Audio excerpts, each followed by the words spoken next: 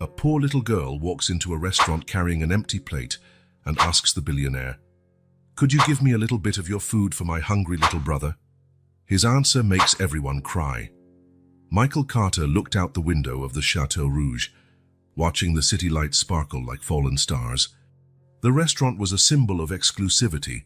Crystal chandeliers reflected the soft lighting, silverware clinked delicately against imported porcelain, and polite conversations floated among tables occupied by people who never needed to check the price on the menu. He rotated the wine glass between his fingers, feeling strangely empty. Around him, couples celebrated anniversaries, executives closed deals, all immersed in that world of abundance. Michael had a table for 4, but he was alone. As always. "Sir, would you like to order now?" asked the waiter, appearing at his side with the practiced discretion of employees in places like that. "A few more minutes," Michael replied, not really feeling hungry. That was when he saw her, a tiny girl, no more than 5 years old, dark hair tied in a poorly made ponytail, wearing simple, clean clothes that were clearly worn out. She held an empty plate in both hands, as if it were a precious treasure, and walked between the tables with a determination only very young children managed to have. Disapproving glances followed her as she made her way through the main dining area, completely oblivious to the whispers. The little one stopped at Michael's table, her big brown eyes staring at him fearlessly. She raised the empty plate to chest level and spoke in a clear voice that echoed more than it should in that refined environment. "Could you give me a little bit of your food for my hungry little brother?" The entire dining room seemed to freeze. Silverware stopped mid-air, conversations died halfway, and every gaze fixed on the unusual scene. The maitre d' moved quickly, approaching with determined steps. "Young lady, this is a private establishment. We do not allow—" "Wait!" Michael's voice cut off the maitre d'. He looked at the girl, so small and yet so brave. "Where is your brother?" "Outside." She pointed to the door with her chin without lowering the plate. "He's 3 and he's really hungry. He's crying." For a moment, Michael was no longer at the Chateau Rouge. He was somewhere else, a long time ago, back when he was a skinny boy looking through a restaurant window, his stomach hurting with hunger, while people on the other side of the glass ate without even savoring what they had on their plates. "What's your name?" Michael asked, returning to the present. "Emily," she replied, clutching the empty plate even tighter. "Emily," he repeated, and something inside him shifted, like a long closed door being forced open. "Go get your brother. You two will have dinner with me." The maitre d' took a step forward. "Mr. Carter, with all due respect—" "Jacques," Michael interrupted, his voice low but firm, "set my table for 3, and bring the children's menu." Emily blinked several times as if trying to understand. "We don't have any money," she said with the straightforward honesty of a very young child. "I know," he simply replied. "Go get your brother." When she left, whispers erupted throughout the restaurant. Michael Carter, the man who appeared on the cover of Fortune 500, was inviting 2 street kids to dine in one of the most exclusive restaurants in the city. The maitre d' looked like he had swallowed a whole lemon. 2 minutes later, Emily returned, pulling along an even smaller boy by the hand, with the same dark hair but red, teary eyes. He seemed frightened by the environment and was partially hiding behind his sister. "This is my brother," Emily said protectively. "What's his name?" Michael asked, indicating the seats for them to sit. "Peter," she answered, helping her brother climb onto a chair that was too tall for his little legs. The waiter brought the menus, but Michael had already decided. "Bring a soup to start, then spaghetti with meatballs for the children, and the steak for me, and all the house sides." He looked at the kids. "Do you like dessert?" Peter, who had been silent until then, nodded timidly, still hiding behind his sister. "And chocolate ice cream afterward," Michael finished. When the food arrived, Emily and Peter ate as though they had never seen food before. Soup dribbled down Peter's chin as he tried to use a spoon too big for his small hands. Emily struggled to help her brother while also trying to eat her own meal. Michael didn't correct them. He remembered all too well what it was like to have an empty stomach for so long it began to ache differently. "Where are your parents?" Michael asked as they tackled the main course. Our mom died, Emily answered without pausing, tomato sauce staining her face. Her voice was strangely direct for a child so young. And our dad left. He abandoned us after she died. It's just me and Peter now. Michael sensed there was something odd in her reply, but he didn't push it.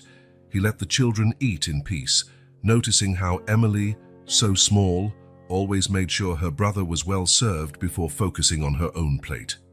When the ice cream arrived, the children's eyes widened at the size of the servings. Peter ate so fast he got ice cream headache, as Emily explained, pointing to her brother's furrowed forehead. Once they finished, both suddenly seemed embarrassed, as if they had only then realized where they were and what had happened. Emily wiped her mouth with the napkin and then did the same for her brother, showing surprising skill for someone her age. "Thank you, mister," said Emily, sliding off the chair and helping Peter do the same. "We need to go now." "Wait, I can..." But Emily was already pulling her brother by the hand, backing toward the door. "Thank you very much for dinner," she said in a small, hurried voice. "It was very good." Michael stood up, wanting to say something, to offer help, but the words stuck in his throat. In seconds, the children were gone, disappearing through the main door as quickly as they had entered. He sat back down, staring at the dirty, partially empty plates. The other patrons returned to their conversations, the moment of excitement forgotten. But Michael could not return to his own world. The image of those children, so small and vulnerable, yet astonishingly determined, was etched in his mind. Something had changed within him. A door he believed locked had swung open, and now old memories, along with new feelings, flowed like a river after a long drought. He paid the check and stepped out into the cold night. He searched for the children in the nearby streets, but they had vanished. Standing under the yellow glow of a street lamp, Michael knew he couldn't simply go back to his normal life and forget what had just happened. Somehow, those kids had awakened something he thought had died long ago. Michael's mansion was silent when he arrived. Automatic lights switched on as soon as they detected his presence, illuminating the immaculate, empty spaces. Everything there screamed luxury: Italian marble floors, paintings by renowned artists, furniture designed exclusively for him. He tossed his jacket over the couch and loosened his tie. Tonight, the mansion's walls seemed to close in on him. The faces of Emily and Peter appeared every time he shut his eyes. The tiny girl with that adult-like determination in her gaze, the frightened boy hiding behind his sister, and that empty plate, raised so hopefully. "They're okay," he muttered to himself, pouring a whiskey. "They probably have somewhere to stay." But he knew he was lying to himself. Emily's words echoed in his mind. "Our mom died, and our dad left. He abandoned us. Abandoned children. Alone on the streets." Michael sat in the huge leather armchair, gazing out at the illuminated garden through the window. The house, which had cost millions, suddenly seemed absurdly large and empty. He closed his eyes. The children's faces melded with other, older, more painful memories. He was 8 years old. Rain poured heavily, and his thin coat did nothing to shield him from the cold. His mother was too sick to work, and the little money they had was gone. They hadn't eaten in an entire day. "Go to that restaurant and ask for something, Mike," his mother had said in a weak voice. "Tell them it's for a sick woman." He remembered how his legs trembled when he entered the place. The smell of food made his stomach hurt even more. And then the shame, the manager's look of contempt, the laughter from some customers, the way he was pushed back onto the street, empty-handed, humiliated. "We're not a charity," the man had said. "Leave before I call the police." Michael opened his eyes, his heart pounding. How could he have forgotten? How could he become part of that same world that once rejected him so cruelly? Years of single-minded focus on building his fortune, of a determination to never go hungry again, had gradually erased the boy he once was. In his pursuit to never again be that starving child, he'd lost something essential. The empathy he had once sworn never to abandon. He recalled the promise he'd made to himself long ago. "If I ever have money, I'll never ignore someone who's hungry." A broken promise, not by a single action but by years of neglect. By choosing not to see what was happening around him while he built his empire, Michael headed upstairs, but he knew he wouldn't be able to sleep. Lying in his king-size bed with Egyptian cotton sheets, he felt more uncomfortable than ever. His body was tired, but his mind wouldn't stop. Where were Emily and Peter now? Did they have a roof over their heads? Were they cold? Hungry? The hours passed slowly. On the digital clock beside the bed, the numbers changed. 11:47 p.m., 12:21 a.m., 1:36 a.m., 2:52 a.m. He dozed off a few times, only to awaken startled by dreams in which he heard the children calling for him. In other moments, he was a child again, pleading for help and being ignored. He remembered a particularly cold night when he slept under an overpass with his mother because they had nowhere else to go. The footsteps of people above them sounded like thunder. Each passing car briefly lit his mother's tired face, which, despite everything, tried to maintain a reassuring smile so as not to frighten him. "We'll be all right, Mike," she would say. "We're strong, you and I." The strength his mother had shown during those difficult times, Michael saw it reflected in Emily's eyes, a 5-year-old child taking on the responsibility of caring for her younger brother, facing a restaurant full of wealthy adults because her little brother was hungry. Michael turned over in bed, searching for a comfortable position that seemed impossible to find. The room, far too large, seemed to mock him tonight. The silence of the empty mansion amplified the storm inside his mind. The streets would be cold tonight. Around 5 in the morning, when the sky began to brighten through the curtains, Michael sat up in bed, sweaty and resolute. He couldn't go on with his normal life, pretending that encounter had never happened. He wouldn't be like the others who turned a blind eye. "I have to find them," he said aloud to the empty room. Michael got up and walked to the window, opening the curtains. The city was slowly waking up on the horizon, a rosy hue starting to paint the sky. Somewhere out there, 2 small children were facing the world alone. He couldn't remember the last time he had felt something so strong, so clear. It wasn't just guilt over his past, nor just compassion for their present. It was the absolute certainty he needed to do something, that the meeting hadn't been a coincidence. Michael clenched his fists, determined. He would start looking for Emily and Peter in the morning. He'd scour every corner of that city if he had to. He wouldn't rest until he found them. He looked at his reflection in the glass, superimposed over the awakening city. "You made a promise once," he told himself. "It's time to keep it." The sun had barely risen when Michael parked in front of the Chateau Rouge.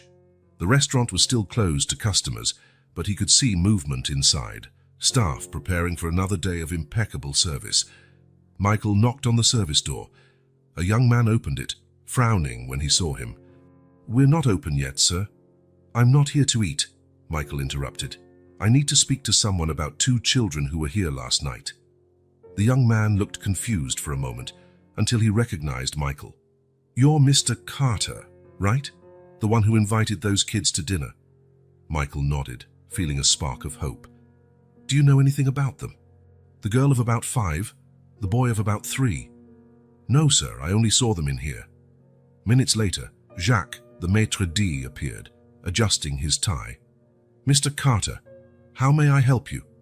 Those children from last night, I need to find them."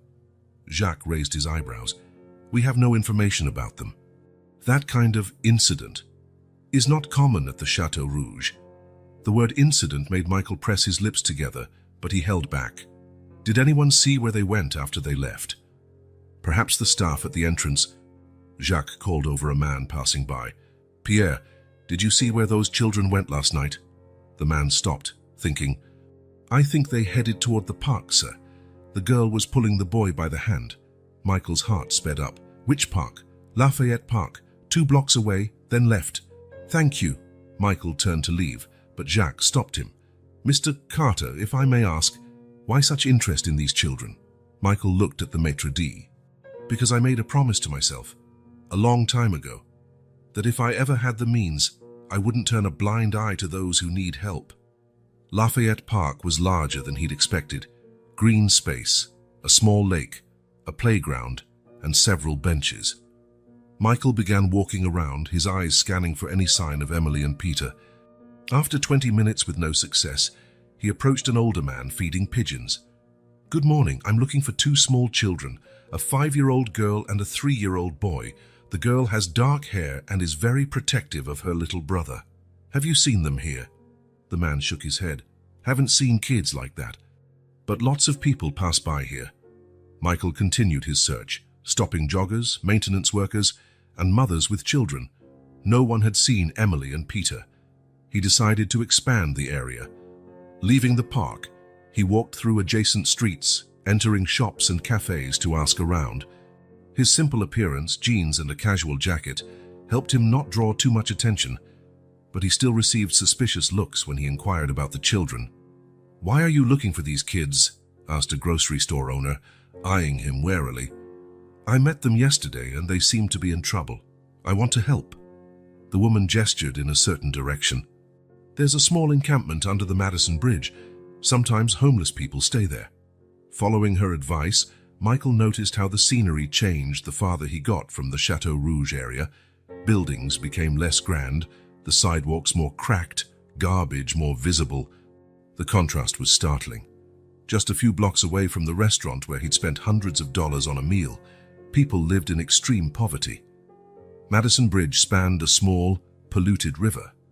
Beneath it, Michael found a small makeshift camp, tents made of tarps and cardboard, some old mattresses, belongings tied in plastic bags. 3 men sat around a small makeshift fire. They looked at him with distrust as he approached. "Good morning," he said, keeping some distance. "I'm looking for 2 children, a girl of 5 and a boy of 3. Have you seen them here?" A gray-bearded man answered, "What do you want with them?" "I met them yesterday. They seem alone. I want to help." The men exchanged glances. The bearded one spoke. "Haven't seen any kids here, but there's a shelter about 3 blocks east. Sometimes kids go there for food." "Thank you." Michael offered them some money. "For breakfast." The man accepted the bills. "You're rich, aren't you? I can tell by your shoes. They're too new." Michael glanced at his own feet. Even after choosing his simplest clothing, his shoes still gave him away. "I used to be poor," he said honestly. "I know what it's like." The man let out a short laugh. "No, you don't. Once you forget, you don't really know anymore." The words struck him hard. Michael nodded and walked away in the indicated direction. The shelter was a simple building with a worn-out sign. Hope House, Shelter and Soup Kitchen. A few people were having breakfast served by volunteers. The smell of cheap coffee and bread mingled with the smell of disinfectant. Michael approached a middle-aged woman who seemed to be in charge. "Good morning. I'm looking for 2 small children who might have come by. A 5-year-old girl named Emily and a 3-year-old boy, Peter." The woman studied him with experienced eyes. "And who are you?" "My name is Michael Carter. I met these children yesterday and I'm worried about them. They seem to be alone." "Mr. Carter, we respect the privacy of those who come here. If the children were here, I can't just give information about them to a stranger. I understand and respect that, but they're very young children, alone on the streets. The girl said their mother died and their father abandoned them." The woman's expression softened. "What do you plan to do if you find them?" "Make sure they're safe, that they have a place to stay, food, the basics." "Do you work for any organization?" "No, it's just me." "Mr. Carter, if these children truly are alone, the proper procedure would be to contact social services." Michael felt a pang in his chest. Social services meant bureaucracy, likely separation of the siblings. "I have the resources," he said quietly. "I can help them without involving the system. At least for now." The woman studied his face. "I haven't seen children matching that description in recent days, but there are other shelters around the city." Michael spent the next several hours continuing his search, going into more establishments, talking to more people. The answers were always the same. No one had seen the children, or they didn't remember. As the day wore on, Michael found himself in parts of the city he had never visited before. Narrow alleys, abandoned buildings, people sleeping in cardboard boxes. The poverty had always been there, just a few miles from his world of luxury. How had he ignored it for so long? He remembered his mother, how she had struggled to survive, to give him the bare minimum. How even in the worst situations, she maintained her dignity. "We're poor, Mike, but we're not less." Around noon, exhausted and frustrated, Michael stopped at a small diner to get something to eat. While waiting for his sandwich, he studied a map of the city on his phone, mentally marking areas he had already searched. The day passed with no results. When night fell, Michael realized he needed a more systematic approach. For a moment, he considered offering a reward, putting up ads, hiring private investigators. With his money and influence, he could mobilize considerable resources.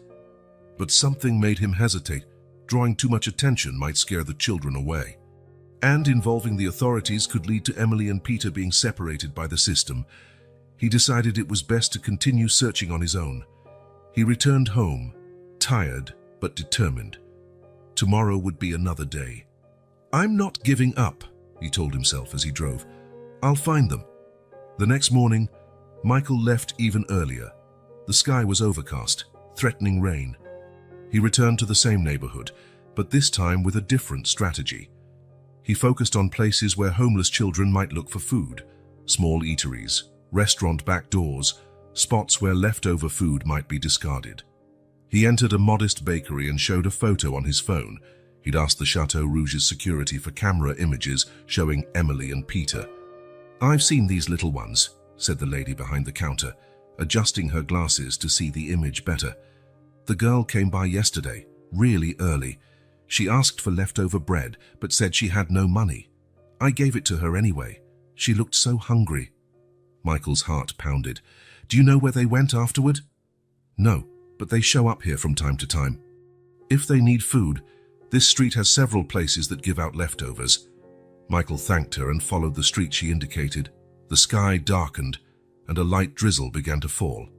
He pulled up his hood, wondering how Emily and Peter might be shielding themselves from the cold and rain. After almost an hour walking in the drizzle, he entered a small Chinese restaurant to take shelter. It was nearly empty, save for an elderly man eating soup in a corner. The owner, an Asian woman in her mid-50s, came to assist him. Michael showed her the photo on his phone and told his story. "Oh yes," the woman exclaimed, pointing toward the back door. "That girl comes almost every day. I always set aside leftovers for her little brother. She's very polite, always says, 'Thank you.' Actually, they were here about 20 minutes ago." Michael nearly dropped his phone in excitement.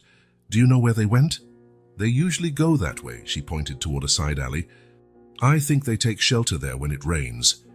Thanking her quickly, Michael went back out into the now heavier rain. The alley was narrow, flanked by old, run-down buildings. Some entrances were boarded up, while others seemed partially occupied. He walked slowly, checking every doorway, every entry. Rain ran down his face, soaking his clothes. The cold seeped into his bones, and he wondered how such small children endured this day after day.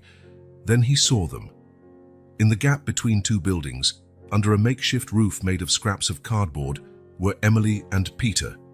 They were huddled close together, trying to stay dry from the wind-blown rain in their precarious shelter. Emily had her arms around her brother, and a thin, dirty blanket covered them both. Peter looked pale, his lips slightly blue from the cold. Michael felt a lump in his throat. He approached carefully, not wanting to scare them. "Emily," he called softly. The girl looked up quickly, eyes wide with fear.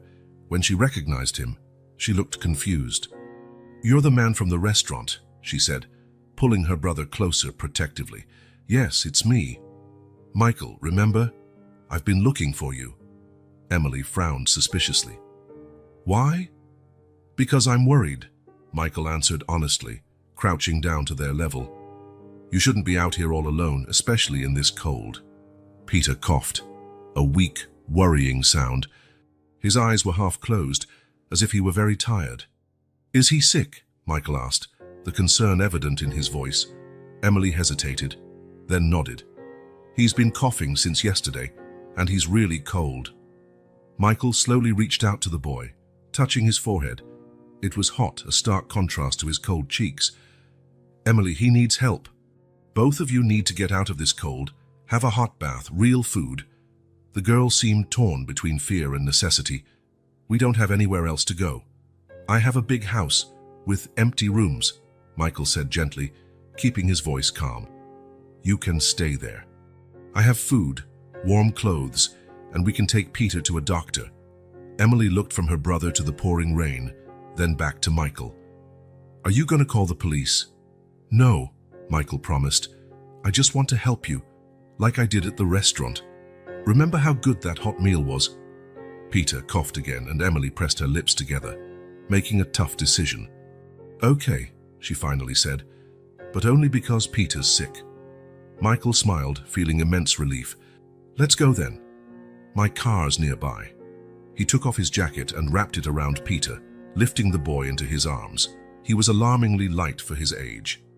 Emily stood, still clutching the thin blanket around her shoulders. Ready? Michael asked. She nodded, far too serious for a 5-year-old. She took the hand he offered, her small fingers cold against his palm.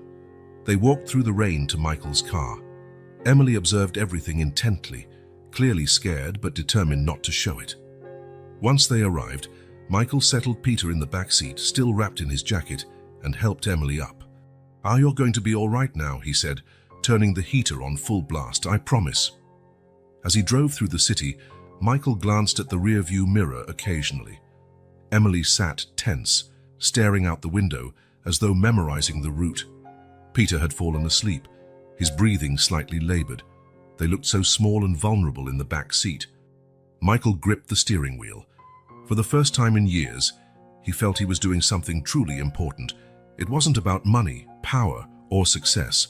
It was about 2 children who needed help, the same kind of help he'd once needed and never received. The rain continued to fall as they left the narrow streets and entered the wealthier part of the city. Emily watched through the window, eyes widening at the tall buildings and luxurious homes. A completely different world from hers. Is it far? She finally asked, breaking the silence.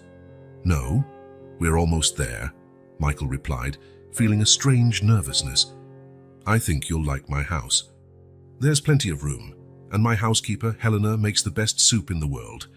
Emily didn't answer, but her gaze reflected a mix of fear and hope, the look of someone who learned too early not to trust adults, but still couldn't fully silence the desire to believe.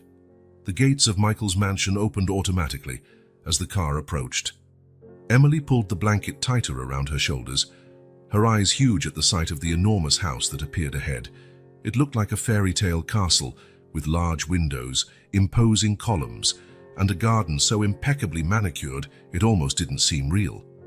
You live here? She asked, her voice barely audible. Yes, Michael answered, parking in front of the main entrance. It's too big for just one person, don't you think? Peter woke up when the car stopped, looking around in confusion. His cough sounded worse than before. The mansion door opened even before Michael stepped out of the car. Helena, the housekeeper, appeared with a worried expression. Behind her, 2 other staff members watched curiously. Mr. Carter, thank goodness you're back. We were worried about the rain and... She stopped upon seeing the children in the back seat. Oh my goodness. Helena, I need help, Michael said, opening the door so Emily could get out. This is Peter and this is Emily. They'll be staying with us for a while. Helena looked at the children, wet, dirty, with Peter clearly ill, and her maternal instincts took over. Let's get inside immediately.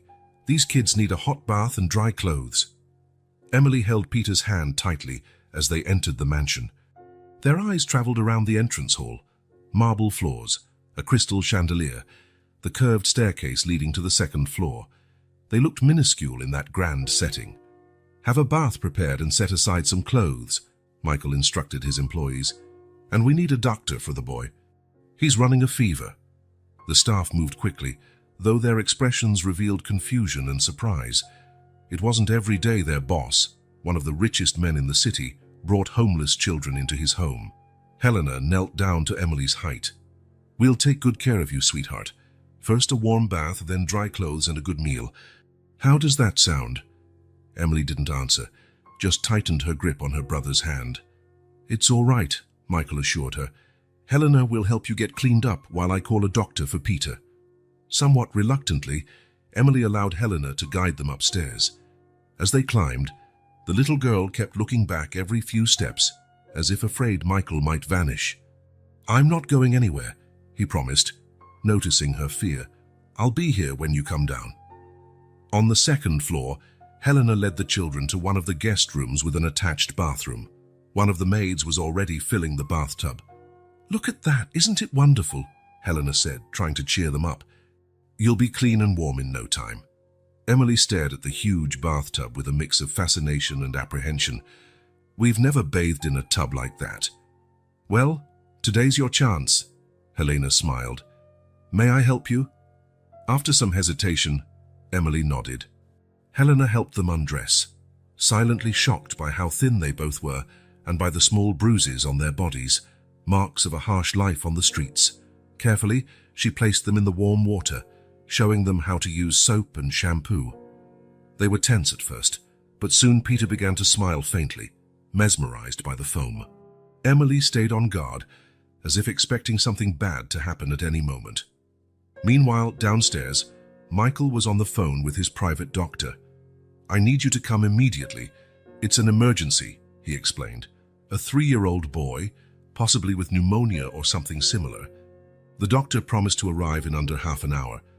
Michael hung up just as his personal assistant James arrived, looking visibly concerned. "Mr. Carter, what's going on? Helena called saying you brought children into the house." Michael took a deep breath, realizing how strange the situation looked from the outside. "Yes, 2 children who were living on the streets. The boy is sick, and I couldn't leave them out there in this rain, especially with him coughing." James adjusted his glasses, clearly uncomfortable. "Sir, I understand your concern, but there are proper procedures for these situations. Shelters, social services." "No," Michael said firmly. "We're not involving bureaucracy, at least not yet. They're staying here." "Mr. Carter, with all due respect, this could lead to legal complications. You don't have custody of these children, and—" "James," Michael's voice was calm but unyielding. "I know you're concerned about my interests, but I've already made my decision." James sighed, recognizing the futility of arguing when his boss was this resolute. "As you wish, sir. Should I cancel your meetings for the rest of the week?" "Yes, please, and James, thank you for worrying." When the children came back downstairs, they were unrecognizable, clean, with still damp hair, wearing new clothes hastily provided by Helena, who had sent a driver to buy children's items at a nearby store. Peter wore a blue tracksuit that seemed to swallow him, while Emily wore a t-shirt and pants that were obviously too big, but clean and comfortable. Michael smiled when he saw them. "Look at you. You look great." Emily didn't smile back, but her eyes seemed less frightened. Peter, despite his illness, looked more relaxed, holding Helena's hand as if he already trusted her. "The doctor will be here soon to examine Peter," Michael explained. "In the meantime, how about we eat something? You two must be hungry." Helena guided them to the kitchen, where the table was already set with a variety of simple but nutritious foods: hot soup, sandwiches, fruit, milk. Emily helped Peter sit down, both eyeing the food as though it were treasure. "Eat as much as you want," Michael encouraged. The children needed no further invitation. They ate hungrily, though Emily remained alert, eating more slowly and making sure Peter had enough before focusing on her own plate. The little girl chewed each bite as if memorizing the taste, occasionally reaching for more bread as though worried the food might vanish. Michael watched in silence, a flood of conflicting emotions washing over him. Seeing children that scared and hungry in his luxurious kitchen brought back memories he'd tried to bury, of how he himself once looked at food with that same combination of disbelief and desperate gratitude. He remembered his mother, splitting a stale loaf of bread into unequal parts, always giving him the bigger piece. "You're growing," she'd say. "You need to eat well." But he knew she herself went hungry to feed him. The sound of the doorbell broke his thoughts. Dr. Reynolds had arrived. The doctor, a kind-looking man in his 50s, examined Peter carefully. Emily didn't leave her brother's side for a second, watching the doctor's every move with suspicion. "He has bronchitis," Dr. Reynolds diagnosed after the exam. "Nothing too serious yet, but it could have become worse if he stayed out there in this weather. I'll prescribe antibiotics and some cough syrup." Michael nodded, relieved it wasn't more severe. "Thank you for coming so quickly, Doctor." When the doctor left, it was already evening. The children were clearly exhausted. Peter's eyes almost closing as he sat on the sofa. Emily, despite looking tired too, remained alert. "I think it's bedtime," Michael suggested. "Helena prepared a room for you." Helena led them upstairs again, to a large guest room where she had arranged 2 beds, one smaller, previously used years ago when Michael's niece had stayed over. Emily looked at the beds with white sheets and soft blankets as though they were objects from another planet. She helped Peter climb onto one of them and carefully tucked him in. "Are you okay staying here?" Helena asked. "I'll be just down the hall if you need anything during the night." Emily nodded timidly. "Thank you for the food and the beds." Helena smiled, touched by the child's politeness despite everything she must have gone through. "You're welcome, sweetheart. Sleep well." When Helena left, Michael entered to say goodnight. He found Peter already asleep, his breathing still a bit labored but more regular. Emily was sitting on the edge of the other bed, as if unsure how to handle so much comfort. "Everything okay?" he asked, keeping his voice low so as not to wake Peter. Emily shrugged, looking down at her hands. "Why are you doing this? Why did you bring us here?" The question caught Michael by surprise, but he knew he owed her honesty. "Because when I was a kid, I went through hard times too. I was cold and hungry, and no one helped me." Emily lifted her eyes, studying his face as though trying to decide if he was telling the truth. "You were poor." "Yes, very poor. My mother did what she could, but sometimes it wasn't enough." "How did you get rich?" Michael smiled softly. "That's a long story. Maybe I'll tell you one day. Right now, it's time to sleep." He moved closer to tuck her in, but stopped, noticing she was still tense. Instead, he just pulled the blanket up so she could grab it whenever she felt ready. "Good night, Emily. I'm glad you're here." When Michael left, Emily finally lay down. The mattress was so soft she felt like she was sinking. The sheets smelled clean, a scent she barely remembered. It was so different from the places she and Peter had slept in recent months. Cardboard boxes, building alcoves, corners of shelters when they were lucky. On the other side of the room, she could hear Peter's breathing, gentler now that he was warm and medicated. For the first time in a long while, Emily allowed herself to relax a little. Just a little. The following days established a surprisingly stable routine. Michael rearranged his commitments so he could be present, helping the children adjust to their new life. Helena took on the role of primary caregiver whenever Michael needed to work in his home office. She set schedules for meals, baths, and bedtime, a structure the children clearly had never experienced. "Lunchtime is always at noon," she explained patiently. "And you need to wash your hands before you eat." Emily found all these rules strange, but she tried hard to follow them, grateful for everything they were receiving. Peter, recovering quickly with medication and good food, adapted more easily, fascinated by every new aspect of the house. "Look, Emily," he exclaimed, pointing to the huge TV in the living room. "It has cartoons." On the 3rd day, Michael found Peter in the garden, playing with Max, the golden retriever usually kept with the gardener. The boy giggled every time the dog licked his face, a sound Michael realized he'd never heard before. Emily, however, remained cautious. Michael found her several times looking out the window, as if planning an escape. Or maybe, he thought, just making sure the outside world still existed. The household staff was divided in their reactions. Some, like Helena, embraced the children wholeheartedly. Others kept their distance, clearly uneasy about the unusual situation. James, Michael's assistant, did not hide his concern. "Mr. Carter, the company board called 3 times today. They're questioning your absence from meetings." "Tell them I'm dealing with personal matters," Michael replied, signing documents in his office. "Sir, with all due respect, this situation is irregular. You should consult a lawyer about custody of these children. There are legal protocols." "I understand, James." Michael lifted his eyes from the paperwork. "I'll deal with it when the time is right." Later that day, while Michael was checking emails, he received a call from Thomas Welford, his main business partner. "Michael, what on earth is going on?" Thomas's voice sounded irritated over the phone. "I've heard rumors you took street kids into your home." "They're not rumors, Tom, it's true." There was a shocked silence. "Have you lost your mind?" Do you know what kind of problems this can cause? What if these kids have family? What if the press finds out one of the city's richest men kidnapping children? I didn't kidnap anyone, Michael replied calmly. I found 2 abandoned children and brought them someplace safe. Mike, we're public figures. Everything we do has consequences. You should have called the authorities. The conversation continued in that tone, with Thomas insisting Michael was risking his reputation and potentially creating legal issues. When they hung up, Michael felt momentarily shaken. Perhaps Thomas was right.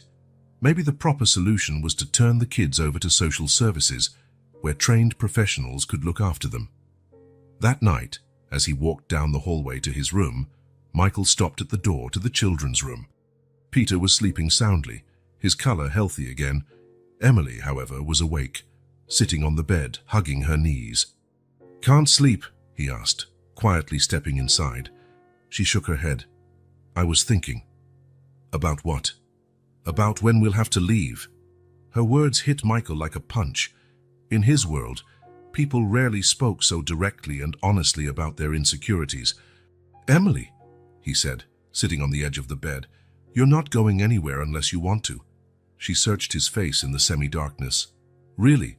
Really? But what if you get tired of us? Our dad got tired." Michael felt a flash of anger at the man who had abandoned these children, followed by an absolute certainty in his heart. "I'm not going to get tired of you. I promise." Emily didn't respond immediately, but something in her expression shifted, a tiny spark of hope. Maybe, "Peter likes it here. He likes the dog. And you? Do you like it?" She shrugged. But it was a less defensive gesture this time. "It's nice to always have food." Michael smiled, recognizing that admission as the small but significant step toward trust that it was. Hours later, with all the mansion lights off, Michael was still awake. Thomas's and James's words echoed in his mind, blending with images of Emily and Peter. The legal complications, the potential problems, these were all real. But so was the bond that had started to form, fragile yet undeniable. He decided that in the morning he would call his lawyer. There had to be a legal way to keep the children under his care, and he would find it. He refused to let them go back to the streets, nor see them separated by the system. Down the hall in the children's room, Peter dreamed of the dog and Emily finally asleep, clutched a small pillow as though afraid someone might snatch it away during the night. But for the first time in a long while, their faces held the peacefulness of those who feel, at least temporarily, safe. Rain pelted against the mansion's windows, casting restless shadows on Michael's bedroom walls. He tossed and turned, trapped in a nightmare too vivid to be just a dream. In the nightmare, he was a child again, skinny, wearing clothes too big and shoes full of holes. He stood at the door of a huge house, knocking and begging for help. His mother was sick. They needed food. The people inside the mansion looked right through him, as though he were invisible, or worse, like a stain on their landscape that they preferred to ignore. "Please," the young Michael pleaded in his dream, "just a little bit of food. Anything." Then, in a cruel twist, he was no longer the begging child. He was the adult inside the luxurious home, turning his back on a small girl holding an empty plate in her hands, and behind her, a boy trembling with cold. Michael woke up with a start, heart racing, body covered in a cold sweat. For a moment, he was disoriented until the familiar shapes of his room came into focus in the dim light. He glanced at the clock, 3:42 a.m. He sat up in bed, running his hands over his face. It wasn't the first nightmare since he'd brought Emily and Peter into his home. Their presence was unearthing memories he had stashed away in some dark corner of his mind. Memories that his financial success and comfortable life had dulled but never truly erased. How could he forget? How could he live all these years in his bubble of privilege, knowing there were children, just like he had been, suffering on the streets, going hungry, cold, and scared? It was as though he had built a wall between the boy he'd been and the man he had become. And now that wall was crumbling down. Michael stood and walked to the window. The city lights glimmered in the distance, dots of brightness in the darkness. Somewhere out there, how many children were going through what Emily and Peter had gone through? How many just needed a chance? like the one he eventually got. I can change that, he murmured to himself. I have the power to make a difference now. The next morning, Michael found Emily alone in the kitchen. The girl was on her tiptoes, trying to reach a box of cereal in the cabinet. He approached silently and grabbed it for her. "Thank you," she said, not looking directly at him. After a week in the mansion, Emily seemed a bit less tense, but she still maintained a guarded reserve that tugged at Michael's heart. "Where's Peter?" he asked, handing her a bowl. "He's still sleeping. He was coughing a bit at night, so I gave him the medicine the doctor said." Michael watched as she carefully poured cereal into the bowl, as though counting each flake. Even with abundant food available, Emily ate like someone who knew hunger, never wasting anything, always saving some for later. "You've always taken good care of him, haven't you?" Emily shrugged. "I have to take care of him. I'm the older sister." "And who took care of you?" The question seemed to catch the girl off guard. She was quiet for a moment, stirring the cereal with her spoon. "Mommy," she finally said. "She took care of both of us. Until she got sick." Michael sat beside her, maintaining a respectful distance. "Do you want to tell me what happened?" For a long moment he thought she wouldn't answer, but then in a small voice, "Mommy coughed a lot. Like Peter, only worse. We had no money for a good doctor. Then she couldn't get out of bed anymore," Emily continued, her voice monotonous, as if relating a story that had happened to someone else. "When she died, my dad cried a lot. Then he started drinking that stuff adults drink that smells bad. He'd go out and come back angry. One day he went out and never came back." The simplicity with which she recounted such a huge tragedy was devastating. Michael felt a lump in his throat. "Do you know where your dad might be?" Emily shook her head. "I don't know if he's alive. Sometimes I think he'll come back, but I guess he won't." "And how did you end up, much on the street?" "We couldn't pay for the place we lived in anymore. A man came and said we had to leave. I tried to find our aunt, but she moved away too." Michael watched Emily as she spoke. Despite her mere 5 years, there was a maturity in her eyes no child should have. She described losing her mother, being abandoned by her father, and surviving on the streets with the same objectivity another child might use to describe a day at school. "You know you shouldn't have had to go through that alone, right?" he said gently. "There are people who should have helped you." Emily looked at him, her dark eyes far too serious. "But nobody helped. Only you did." Those simple words hit Michael like a punch. How many times could he have helped someone and didn't, too busy with his acquisitions, his deals, his pursuit of more and more? Later that same day, Michael was working in his home office when his phone rang. Thomas again, sounding even more annoyed than before. "Michael, the board is demanding your presence at tomorrow's meeting. I can't keep making excuses for you." "Tom, I've already explained I'm dealing with an important personal situation." "Those kids," Thomas's voice grew more agitated. "Mike, this is out of control. We're about to close the biggest deal of the year, and you're playing babysitter to 2 street kids." Michael felt a cold anger flare inside him. "Don't talk about them like that. Look, I'm not trying to be insensitive, but you need to focus on what really matters. If you want to help underprivileged kids, do what everyone does. Donate to a charity and move on. It's not that simple." "Actually, it's exactly that simple," Thomas retorted. "I'm speaking as your friend and partner of over 15 years. You're jeopardizing everything we worked for because of a burst of social consciousness." "The shareholders are starting to ask questions, Mike." The conversation continued like that for several more minutes, Thomas alternating between appeals to reason and veiled threats about the consequences of Michael's continued absence. When it ended, Michael stared at the wall, lost in thought. He knew Thomas had a valid point from a business perspective. The company wouldn't stop just because he'd changed his priorities. Millions were at stake. Hundreds of jobs hinged on decisions only he could make. But for the first time in his career, Michael found he couldn't bring himself to care as he once had. Since Emily and Peter had entered his life, it was as if a curtain had been pulled back, revealing the emptiness of his previous existence. What did a few more millions mean when he already had more money than he could spend in 10 lifetimes? What difference did another building with his name on it make? By late afternoon, Michael found the children in the garden. Peter ran around chasing Max, laughing as any 3-year-old should. Emily sat on the grass, watching her brother with a small but genuine smile, the first Michael had seen on her face. That was when he knew, with a certainty he'd never felt before, not even during the most critical business deals of his life. No matter the personal or professional cost, he wasn't going to abandon Emily and Peter. He wouldn't hand them over to an impersonal system that would likely separate them. He wouldn't back down on his promise.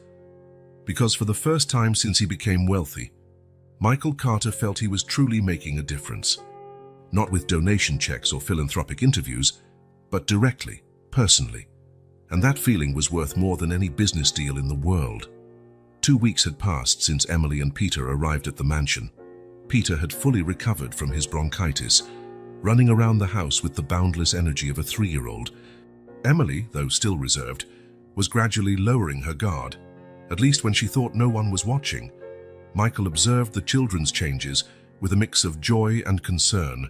They were undeniably healthier. They'd gained weight, their once pale cheeks now a healthy pink. But he noticed they both still bore invisible scars from their time on the street. Peter continued hiding pieces of bread in his pockets during meals, as if worried the food might run out at any moment.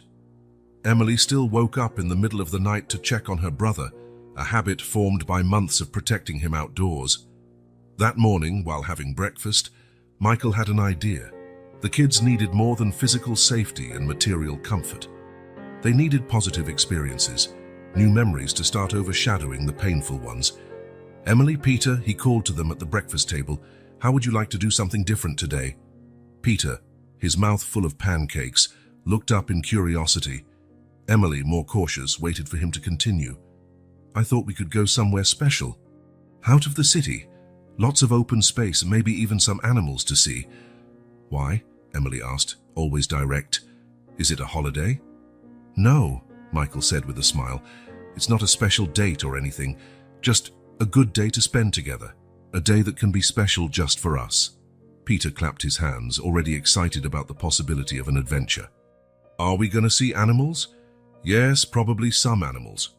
What kind of place? Emily pressed, still not convinced. I have a small property outside the city, not a big farm, just a cottage. There's a little lake, some forest trails, lots of room to run and explore. Peter's eyes sparkled with excitement. Even Emily seemed interested, though she tried to hide it. And when do we come back? She asked, demonstrating that constant worry about the future that broke Michael's heart. Later today, or we can spend the night if you like it. The house is simple but comfortable. Emily looked at Peter, who was practically bouncing in his seat, then back at Michael. I guess that would be nice, she finally said, allowing herself a small smile. An hour later, Michael's car pulled away from the city, following a winding road that climbed through the hills. The children stared out the windows, fascinated by the changing scenery. Buildings gave way to green fields and eventually a thick forest. Look, Emily, Peter exclaimed at each new sight. A cow! Look at all those trees. The sky is bluer here. Emily took it all in, just as intently, though she was quieter in her enthusiasm. Michael noticed she seemed to relax more as the city fell behind them, as if each passing mile lightened her burden. Michael's property stood on a small hill surrounded by trees on all sides, except for a clearing with a lake view. The house was modest compared to his mansion, a wooden structure with large windows and a wraparound porch. We're here, he announced, parking in front of the house. Before the car had fully stopped, Peter was already undoing his seatbelt, eager to explore. Emily helped him down, holding his hand tightly while looking around and absorbing every detail. It's so quiet, she commented, noting only the rustle of wind in the trees and the occasional bird call. That's one of my favorite things about this place, Michael agreed. No horns, sirens, or traffic noise. He opened the house, which was clean and aired out. He'd asked the caretaker to prepare it the day before. It was cozy, with simple but comfortable furniture, a stone fireplace, and large windows framing the scenery like living pictures. How about we explore outside a bit before lunch? Michael suggested, after the children had taken a quick look around. Peter was already at the door before he could finish the sentence. Emily followed, still holding her brother's hand, but walking with a lighter step than usual. Michael guided them along a gentle trail curving around the lake. The day was perfect, sunny with a cool breeze. He carried a small backpack with water, snacks, and a first aid kit, more as a precaution than a necessity. "What kind of fish is that?" Peter asked, pointing at a ripple in the lake. "Probably a trout," Michael replied. "There are many in this lake. Sometimes I come here to fish. Can we go fishing?" Peter's eyes lit up at the idea. "Sure. I didn't bring the gear today, but we can come back another day just for that."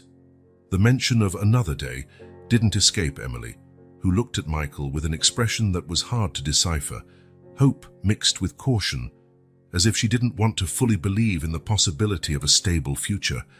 They continued walking, with Michael pointing out different kinds of trees, birds, and plants. Peter soaked it all up with a child's natural curiosity, asking 1,000 questions. To Michael's surprise, Emily began showing interest too, especially in the wildflowers dotting the path. "That one's pretty," she said, kneeling to examine a tiny blue blossom. "That's a forget-me-not," Michael explained. "They're also called Don't Forget Me." "Don't forget me," Emily repeated softly, as if testing the words. They reached a small clearing overlooking the valley, and Michael spread out a picnic blanket he'd brought. They sat to eat sandwiches and fruit that Helena had prepared before they left. "I like it here," Peter declared between bites. "Can we stay here forever?" His innocent question hung in the air. Michael glanced at Emily, whose expression closed off again. "Well, this is my weekend house," Michael answered carefully. "But we can come here anytime you like." "But we'll still live at your big house," Peter pressed. "Yes, that's the plan," Michael confirmed, noticing how Emily watched him closely for reassurance. After the picnic, they continued exploring. Michael took them to a small creek where they spotted tadpoles and tiny frogs. Peter was delighted, laughing every time a frog leapt away with a splash. At one point, when Peter was distracted by a beetle, Emily approached Michael quietly. "Why are you doing all this?" she asked softly. Michael thought for a moment before replying, "Because when I was a kid, I never had days like this. Days just to be a kid, you know? To explore, to play, not to worry about anything. I want you to have that." Emily nodded slowly. "Do you think we deserve it?" The question caught him off guard. "Of course you deserve it, all children do. Even if we're from the streets." Michael felt a tightening in his chest. He knelt down to her level. "Emily, you're not from the streets. You never were. You're children who went through hard times, that's all. You deserve every good thing life can offer." Something shifted in her expression, a shadow lifting, if only a little. She didn't smile, but her eyes lost some of their premature hardness. Later that afternoon, they found a wild apple tree loaded with small sweet fruit. Michael showed them how to check for ripeness and helped them pick a few. "These apples taste different," Emily remarked, biting into one. "Sweeter than the ones from the store." "That's because they're picked at just the right time, not early," Michael explained. "Most store fruit is picked before it's ripe, so it lasts longer on the shelves." They continued along the trail, now with pockets full of wild apples. When they began to tire, Michael suggested heading back to the house. The afternoon passed peacefully. Michael lit a fire in the fireplace, not because it was cold, but for the simple pleasure of watching the flames dance. They sat on a soft rug in front of it, where he started teaching the children a simple card game. Peter soon lost interest in the cards and turned to some toys Michael had brought, wooden blocks and small plastic animals. Emily, however, proved to be a quick learner, soon winning more rounds than she lost. "You're smart," Michael commented, after she won for the third time in a row. She shrugged out, but she couldn't quite hide the pride. "I like games where you have to think. Have you ever been to school?" he asked, taking advantage of the moment of openness. "A little, before Mom got sick. I liked math." Michael made a mental note to look into schooling options for the kids. Emily was clearly bright and eager to learn, despite the circumstances that had deprived her of formal education. For dinner, Michael prepared something simple, spaghetti with tomato sauce, which he had discovered was both children's favorite. They ate on the porch, watching the sun set behind the hills, painting the sky orange and pink. "The sky's on fire," Peter remarked, wide-eyed. "It's just sunset," Emily explained, though she too watched with fascination. After dinner, Michael took out 3 flashlights and proposed a small adventure. "How about we go for a short walk to see the stars? Away from the city lights, the sky is amazing at night." Peter, despite being tired, was immediately excited. Emily looked hesitant. "Isn't it dangerous to walk in the dark?" "We won't go far, just up that little hill," Michael assured, pointing, "and we have flashlights." He handed them each a flashlight, and they stepped into the mild evening. The air was fresh, filled with night sounds, the chirping of crickets, the occasional hoot of an owl. When they reached the top of the small rise, Michael suggested turning off the flashlights. After a moment's hesitation, the children complied. Darkness enveloped them for a moment, until their eyes adjusted. Then, as if a veil had been lifted, the sky above emerged in all its glory, a tapestry of stars so dense and bright it seemed unreal.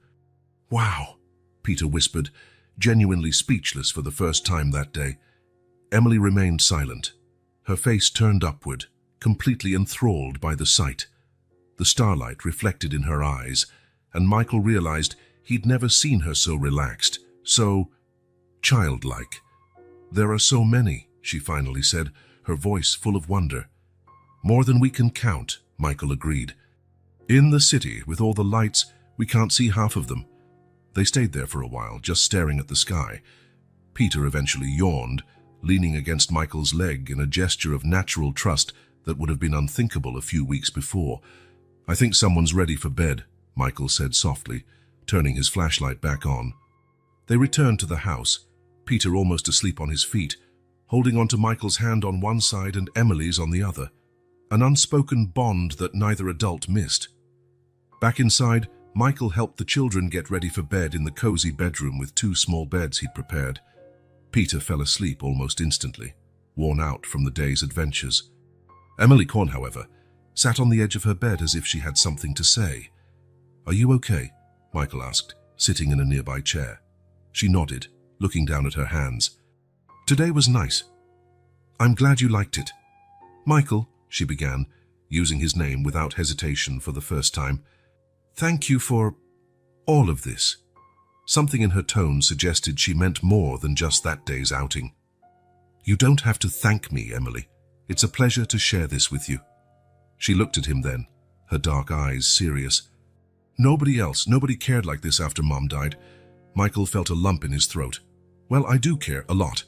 Emily nodded, as if she'd made an important decision. "Good night, Michael." "Good night, Emily. Sleep well." Later, sitting alone on the porch, watching the same stars that had amazed the children, Michael reflected on the day. He couldn't remember the last time he had felt so peaceful or so in the moment. Not even his greatest professional achievements, the multi-million-dollar company acquisitions, the construction of his financial empire, had given him the simple joy he felt upon seeing Peter's delight at a frog or Emily's wonder at the starry sky. It was as though, in trying to give the children something they had never experienced, he himself had received an unexpected gift, the rediscovery of a genuine human connection, something money couldn't buy. The bond forming between them was still fragile, built on uncertain ground. He knew challenges lay ahead, legal questions, red tape, perhaps even the reappearance of their absent father. But at that moment, under the starry blanket of the night, and with the soft sound of 2 sleeping children within the house, Michael felt a deep certainty that they were on the right path. That special day was only the beginning. The dining room table in Michael's mansion, usually reserved for occasional business dinners, had been turned into a makeshift office. Stacks of forms, documents, and files lay spread out in a pattern only Michael seemed to follow. He ran his fingers through his hair, making it even more disheveled as he reread the same paragraph for the 3rd time. "More coffee, Mr. Carter?" Helena asked, entering quietly. "Please," he replied, not lifting his eyes from the papers. "It feels like the more documents I fill out, the more they multiply." Helena poured the coffee and glanced at the volume of paperwork. "The custody process is always bureaucratic." When I adopted my niece after my sister's death, I went through something similar. Michael looked up, surprised. I didn't know you adopted someone, Helena. It was many years ago, sir. She's in college now. Helena smiled. And it was worth every form, every interview, every headache. The housekeeper had become Michael's greatest ally in pursuing provisional custody of Emily and Peter. She was the one who had suggested the first social worker, who helped gather evidence that the children were well cared for, photos of them engaged in activities, medical records showing their improved health, even a daily journal documenting their routine. Mrs. Reynolds called to confirm her visit tomorrow, Helena reminded him. Michael nodded. Patricia Reynolds was the assigned social worker, a serious, meticulous woman who had already made 2 preliminary visits. Tomorrow would be the formal home evaluation. I've prepared the children's room, Helena continued, and James managed to get those school documents you requested. James D., Michael's assistant, had surprised everyone by becoming an unexpected supporter. After his initial resistance, he ended up actively assisting, using his contacts to speed things up and gather information. It's more efficient to handle this properly than to keep resisting, he explained, when Michael expressed surprise at his change of heart. Not all staff were as enthusiastic, though. Through Helena, Michael knew some still questioned the children's presence. Mr. Donovan asked how much longer the kids will be here, Helena said, referring to the chauffeur who had served the Carter family for more than a decade. He said he finds it inappropriate having children running around the garden he's tended for years. Michael took a deep breath. That garden has never been so well used. Gardens are made for children to play in, not just to be admired. I told him something along those lines, Helena said with a slight smile. At that moment, a patter of small footsteps sounded in the hallway, followed by childish laughter. Peter burst into the room, followed by Emily, who walked more calmly but with a faint smile on her face. "Mike! Mike!" Peter called, using the nickname he'd recently adopted for Michael. "Look what I made." He held up a piece of paper covered in colorful scribbles that could, with some imagination, be seen as a human figure holding 2 smaller figures. "It's you, me, and Emily," Peter explained proudly. Michael took the drawing with the reverence he might show a masterpiece. "It's amazing, Peter. Let's hang it on the fridge." Peter grinned and ran off to show the drawing to Helena as well. Emily walked up more slowly to the table, eyeing the papers curiously. "That's a lot of papers," she observed. "Yes, it is," Michael agreed. "I'm filling out forms so you can officially stay here." Emily's eyes widened a bit. "Is it like adoption?" Michael hesitated, choosing his words carefully. "For now, I'm asking for provisional custody. That means I'll have legal permission to take care of you while your father's situation is clarified." Mentioning her father made Emily tense up. She glanced at Peter, who was busy showing Helena his drawing, and lowered her voice. "Do you think he'll show up?" "I don't know, Emily. The social workers have to make an effort to find him." "It's part of the process." She nodded thoughtfully. Michael could almost see the gears turning in her young but all too grown mind. "And if he does show up," she asked finally, "will we have to go with him?" "Not necessarily," Michael answered, trying to sound more confident than he felt. His lawyer had made it clear that parental rights were taken very seriously by the courts, and that the father's absence, while alarming, wasn't automatically grounds to terminate his rights. "Emily," he said softly, "I want you to know I'll do everything I can to make sure you and Peter stay safe and happy, no matter what happens." She studied his face for a moment, as if searching for any sign of dishonesty or hesitation. "You promise?" "I promise." Emily looked at the papers again. "We're not bothering you. There's so much for you to do. So many papers." Michael felt the familiar ache in his chest, an odd blend of tenderness and pain he often felt when Emily spoke. "You're not bothering me, Emily. Never. You're—" He hesitated, unsure how to express what he felt without scaring her. "You're very important to me. These papers are just formalities." "It's worth it." Peter came running back, cutting the moment short. "Helena said we can make cookies. Can we help?" Emily glanced at her brother, then at Michael, as if asking permission. Michael smiled. "Of course you can. Show me what you bake afterward." As the children went off with Helena, Michael returned to the forms, now more determined than ever. Each signature, each document brought him one step closer to ensuring a stable future for Emily and Peter. That night, after the children were asleep, Michael received a visit from his lawyer, Alan Mercer, a middle-aged man with a reputation for achieving the impossible in family law cases. "How are we doing?" Michael asked, offering him a whiskey. "Well, considering the circumstances," Alan replied, accepting the drink. "I have good news and bad news. Let's start with the good news. Judge Morgan is inclined to grant provisional custody. The initial reports from the social worker are positive, and it's clear the children are well taken care of here." Michael nodded, feeling some relief. "And the bad? We still need to locate the father. The court has ordered a more thorough search before rendering a final decision." Alan took a sip of his whiskey. "And there's another issue, your public profile." "What about it?"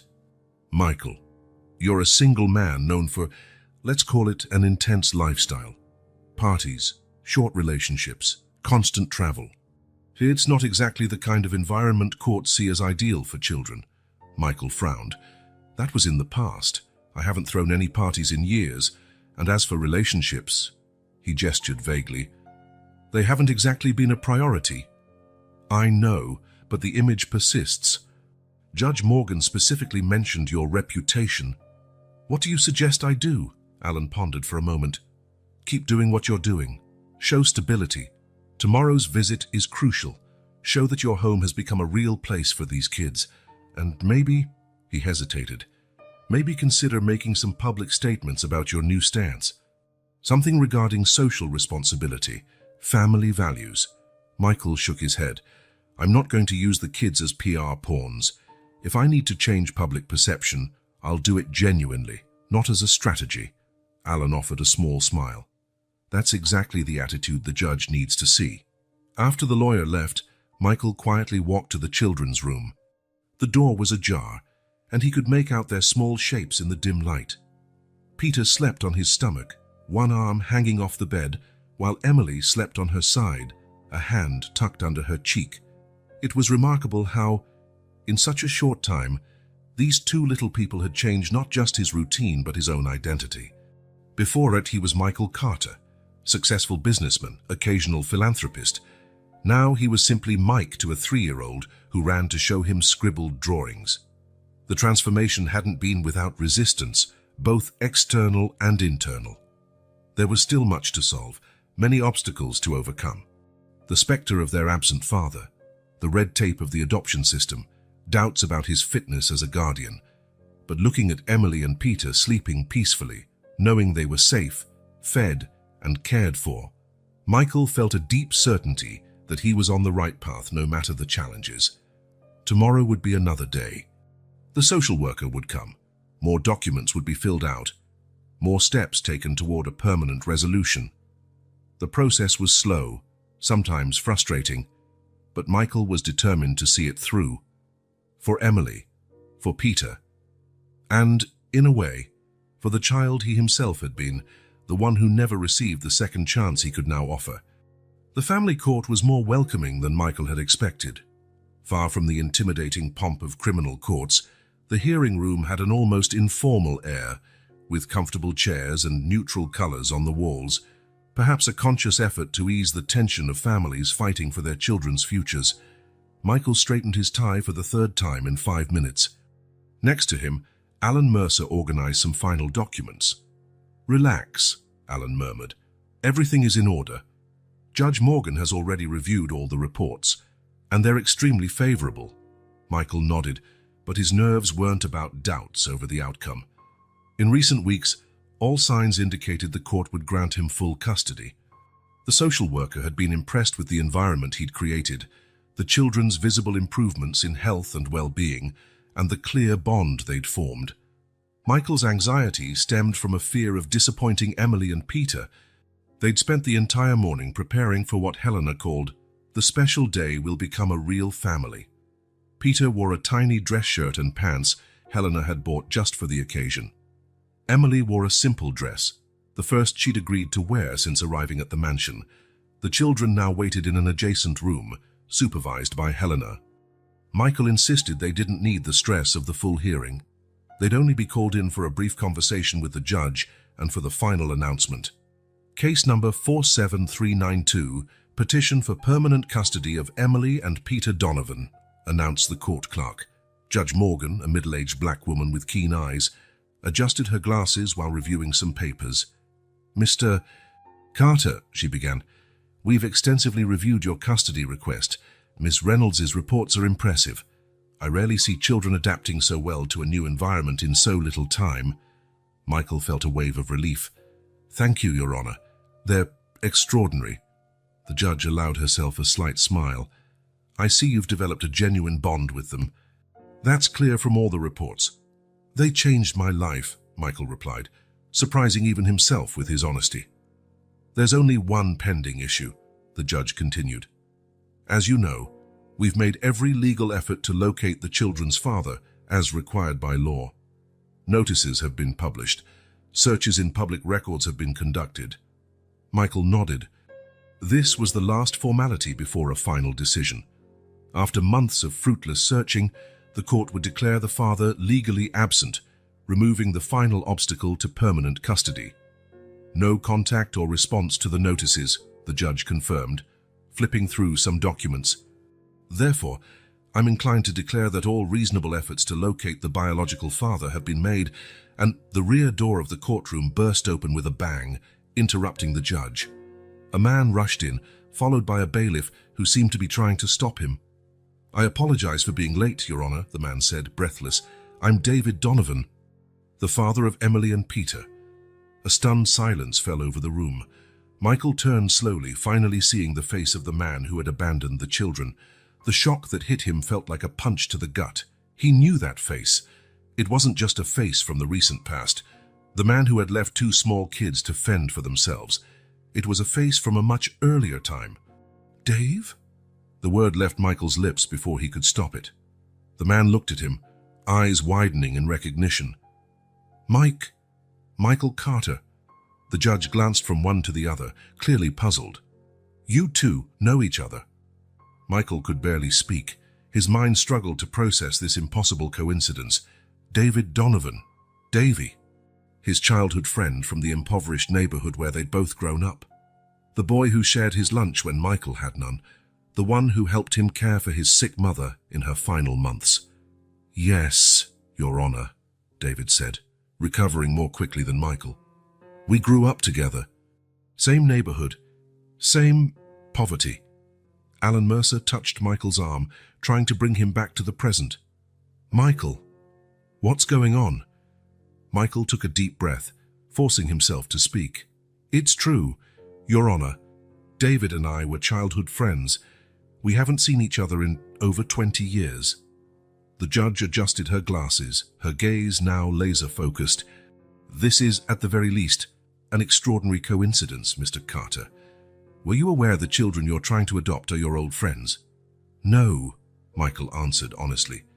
"Emily never mentioned her father's last name, and David is a common name. There was no reason for me to make the connection." David remained standing, looking uncomfortable near the entrance. He looked different from the boy Michael remembered. Older, of course, and worn down by life.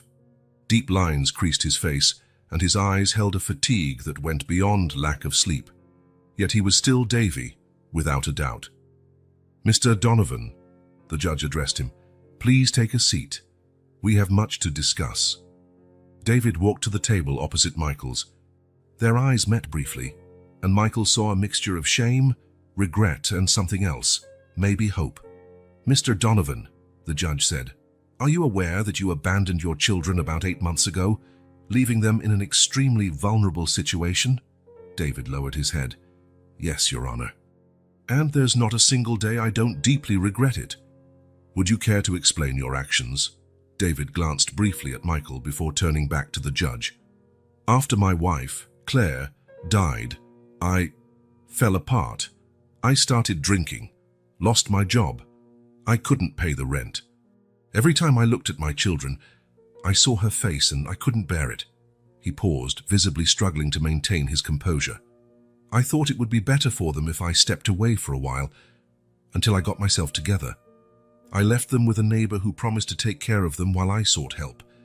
When I came back 2 weeks later, she'd moved away. No one knew where they'd gone. And then, the judge pressed, I spent months searching. I went to the police, shelters, walked the streets. Finally, I saw one of the legal notices in the paper with their names. I came as fast as I could.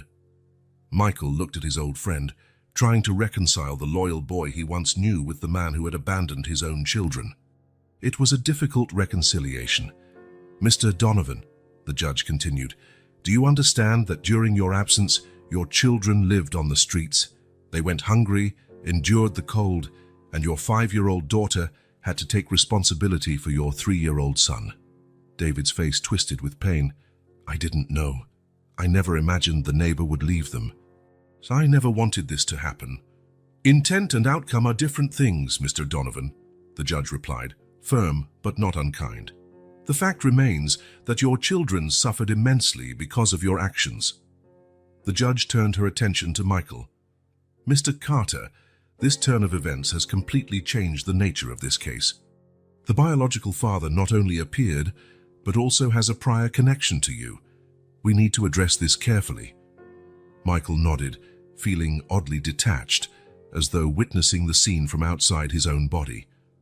I'm going to call the children in, the judge decided. They need to be informed of these developments, and I'd like to observe their reaction to seeing their father. Minutes later, Helena entered with Emily and Peter. They smiled upon seeing Michael, but those smiles froze when they noticed the stranger at the other table. Peter was the first to react. He tilted his head as though trying to recall something important. Emily, on the other hand, stood rooted to the spot, the color draining from her face. Dad! The word came out as a whisper. David stood slowly, tears shining in his eyes. Emily! Peter! I found you. What followed was a moment of pure emotional confusion. After a brief hesitation, Peter ran into his father's arms, his childhood memory overriding the trauma of abandonment. Emily remained where she was, gripping Helena's hand like an anchor in a storm. You left, Emily said, her voice small but accusing. You abandoned us. I know, sweetheart, and I'm so sorry. More sorry than I can ever explain, David replied, holding Peter against his chest while extending a hand toward his daughter. I came back to find you, but I couldn't. Emily looked at Michael, her eyes pleading for guidance, for answers. Michael felt his heart splitting in two directions. On one hand, he knew what it was like to grow up fatherless. He knew that emptiness. Emily and Peter deserved a chance to have their father back, if he was truly repentant and committed. On the other hand, he'd formed a deep bond with these children. The thought of losing them felt like having a piece of himself torn away. And there was a legitimate fear. David had abandoned them once. What was to stop him from doing it again? Emily, Michael said softly, it's okay. We can talk about this, all of us together. The judge, observing intently, intervened. I think we all need time to process this situation. I'm suspending this hearing and rescheduling it for a week from now. She looked pointedly at David. Mr. Donovan, you left your children. That cannot be ignored. However, I recognize the effort you've made to locate them and your apparent desire to resume your parental responsibilities. Then she turned to Michael. Mr. Carter, your commitment to these children is exemplary. The court acknowledges and values all you've done for them. Finally, addressing the children, she said, Emily and Peter, you are very brave. And you should know that every adult in this room wants the best for you. The judge struck her gavel. This hearing is adjourned until next week. I hope that in the meantime, the adults involved can find a solution that truly puts these children's well-being first. The silence that followed felt heavy as lead. Peter still clung to his father, looking confused at Michael, as if wondering why he couldn't have both. Emily finally moved, not toward her father but toward Michael, holding his hand tight. I don't want to go, she whispered, softly enough that only Michael could hear. Nothing will happen that you don't want, Michael promised, aware that it might be a promise he couldn't keep. David looked at them, the pain clear on his face. He had lost his daughter's trust, and regaining that bond, if possible, would be a long, difficult process. As they left the courtroom, the future that had seemed so certain just hours ago was now wrapped in fog. Michael glanced at his old friend, carrying Peter, and at Emily, clinging to his hand as if her life depended on it. The story had taken a turn no one could have foreseen. Now everyone was walking a tightrope between past and future, between what had been lost and what might still be saved. The next 3 months brought transformation for everyone involved. Michael offered David a small apartment in one of his buildings, not far from his mansion. It was modest compared to Michael's lavish home, but far better than anything David could afford on his own at that point. "I can't accept this," David said when Michael made the offer soon after the postponed hearing. "I've already lost my pride by abandoning my kids. I don't want to lose what's left by accepting charity." Michael looked at his childhood friend with a mix of compassion and firmness. "It's not charity, Dave. It's an opportunity for you and for your kids. Besides," he added with a slight smile, "I'll take it out of your salary." And so it was. Michael not only provided housing, but also a job in one of the companies he controlled. Not a high-profile position, but something suitable for David's former skills as a mechanic. It was honest work, with regular hours and a wage that would eventually let him be independent. More importantly, Michael insisted David attend Alcoholics Anonymous meetings and sessions with a grief counselor. The cost was high, but Michael insisted on covering it, seeing it not as a favor to David, but as a necessity for Emily and Peter.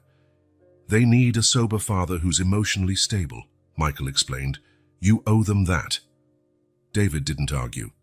Deep down, he knew Michael was right, and he proved surprisingly willing to do whatever was necessary. Years ago, maybe he would have resisted out of pride, but the experience of losing his children had broken something inside him, something that needed to break to allow for a better version of himself to emerge. His reunification with the children was gradual, carefully supervised by social workers. Initially, just a few hours of visits at Michael's mansion, always with Michael present. Peter adapted quickly, his short memory and open heart making it easier to reconnect with his dad. Emily, however, maintained her wariness. "Are you going away again?" she asked David directly during one of his first visits, her eyes guarded, her posture tense as if bracing for a hurtful answer. David looked at his daughter, unshed tears shining in his eyes. "No, Emily. Never again. I made the worst mistake of my life leaving you, and I'll spend the rest of my days making up for it." She studied his face for a long moment, as if searching for a lie. "That's what everyone says." "I know," he acknowledged, not denying the truth in her words. "Words are easy. I'll have to prove it with actions, day after day." From a respectful distance, Michael observed the interaction with both pain and hope. Pain, because, ultimately, the children might go back to living with their father. Hope, because that was how it should be if David truly was better. It wasn't about what Michael wanted, but about what was best for Emily and Peter. In the weeks that followed, David never missed a visit. He never arrived late, never showed the slightest sign of drinking, never badmouthed Michael or tried to diminish his role in the children's lives. On the contrary, he often expressed his gratitude openly. "If it weren't for you, Mike, my kids might be dead by now, or worse, separated by the system, growing up not knowing each other," he said one day, while the children played in the garden. "How can I ever thank you for that?" "By being the father they deserve," Michael replied simply. After 2 months of supervised visits, the social worker recommended that the children spend a full weekend at their father's apartment. Emily hesitated, looking to Michael for reassurance. "I'll be only 15 minutes away," he promised, "and you can call me any time." The weekend went well, and went. David prepared simple but nutritious meals, read them bedtime stories, and took them to a local park. When Michael went to pick them up on Sunday night, he found Emily less tense than he'd expected. "It was nice," she admitted on the drive back to the mansion. "Dad made pancakes for breakfast, just like Mom used to." Michael felt a pang of something he refused to label as jealousy. "I'm glad you had a good time." "But I missed the house," Emily added quickly, "and Helena, and you." Her words warmed his heart in a way no professional success ever had. The final custody hearing was scheduled exactly 3 months after David's reappearance. All the reports, from social workers, therapists, David's work supervisors, pointed in the same direction. He had made remarkable progress and was genuinely committed to his recovery and his children. "I've never seen such a rapid and significant turnaround," wrote the social worker Patricia Reynolds in her final report. "Mr. Donovan shows not only continued sobriety, but also a profound understanding of his past mistakes and unwavering commitment to the future." On the day of the hearing, Michael, David, and the children arrived together at the courthouse. The tension from their first appearance had lessened, replaced by a different kind of nervousness, like a family on the verge of turning an important page. Judge Morgan, who had presided over the case from the start, examined all the documents with her usual attention to detail. When she finally looked at the 4 of them sitting before her, her stern expression softened slightly. "This is one of those rare cases that gives me hope in the system," she began. "Mr. Donovan, you've demonstrated an exemplary commitment to your recovery and to your children. The reports unanimously affirm you're on the right track." David nodded humbly. "Thank you, Your Honor." "Mr. Carter," the judge continued, "your role in this story is equally remarkable. Rather than use your considerable resources to fight the children's biological father, you chose to help him. That kind of generosity is rare in the cases I see." Michael simply nodded, his hand resting lightly on Emily's shoulder, who sat between him and David. "Emily and Peter," the judge addressed them directly, "you've been through a lot for one so young. But you've also been very lucky, you know. Not all children have adults willing to fight so hard for them." Peter swung his legs, which barely reached the floor, giving a small smile. Emily remained serious, but there was a calmness in her eyes that hadn't been there before. "After weighing all factors," the judge went on, "my decision is to grant legal custody of the children to their father, Mr. David Donovan, with a 3-month transition period, during which they will continue living primarily with Mr. Carter, but spend increasingly longer visits with their father." David closed his eyes briefly, as if absorbing the weight of the ruling. Michael felt Emily's small body tense beside him. "However," the judge added, "given the emotional bonds that have formed, I'm also granting Mr. Carter broad, regular visitation rights as a permanent figure in these children's lives." This time it was Michael who felt the impact of her words. He wouldn't lose Emily and Peter completely. He would remain part of their lives. "Mr. Donovan, Mr. Carter," the judge concluded, "you both have a rare opportunity here. These children can have not only a rehabilitated father, but also another adult who loves and cares for them deeply. I hope you'll both see it for the blessing it is." As they left the courthouse, the spring air felt lighter, fresher. Peter ran ahead, chasing a sparrow, while the adults walked side by side, Emily in between. "So that's that," David said. "In 3 months, they'll be living with me." "Yes," Michael replied calmly, despite the flood of emotion inside him. "But it doesn't mean I'm out of their lives." "No," David said firmly. "In fact, I was thinking, that apartment near your place. Maybe I'll stay there even after I can afford something else." Michael looked at his friend, understanding what he was implying. It's a good neighborhood for kids, and close enough for frequent visits, maybe even Sunday dinners. Emily, who had been listening quietly, squeezed both their hands. "So we can have 2 homes?" Her question, so simple and direct, touched both men deeply. "Yes," Michael said, smiling at her. "I think you can." 6 months later, on a sunny Sunday, Michael's mansion was unusually noisy. In the backyard, a long table was set under the trees.